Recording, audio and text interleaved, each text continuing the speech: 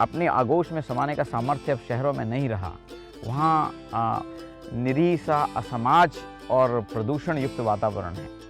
तो गांव को अगर हम समृद्ध कर पाएं तो इस देश को खड़ा कर पाएंगे। गांव अभी भी पवित्र हैं।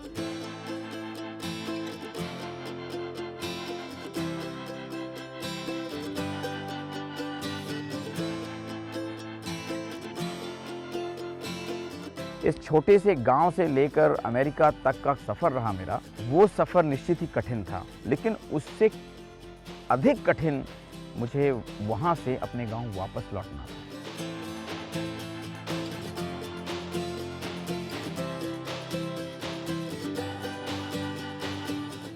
यहाँ आया तो ज़मीन जर्जर थी, बंजर थी, बीहड़ थी, किसान आपदा में था, संघर्ष में था और गरीबी में था। उसी निराशा के घोर अंधकार में एक आशा की किरण जगी कि मुझे ऑर्गेनिक फार्मिंग के माध्यम से अपने किसानों को मजबूत करना है, जलवायु को संतुलित करना है, पर्यावरण को बचाना है। और उसी के तहत हमने अपने आप को टटोला और शायद उस तपस्या ने इतना मजबूत बना दिया था कि हमने इस बीहड़ में आकर के अपना ध्वज गाड़ा और यहाँ के बीहड़ों में पहला पौधा लगाया।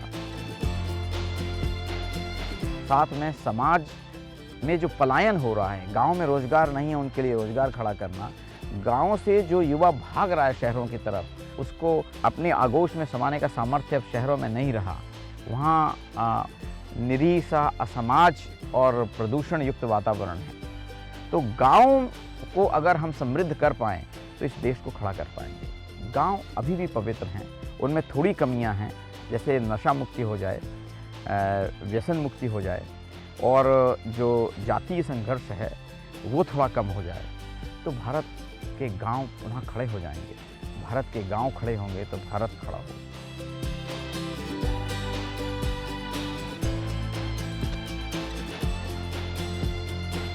भारत के गांव में शिक्षा के लिए या संपूर्ण भारत में शिक्षा के लिए एक नया मॉडल हमने शुरू किया जिसका नाम है भारत उदय गुरुकुल।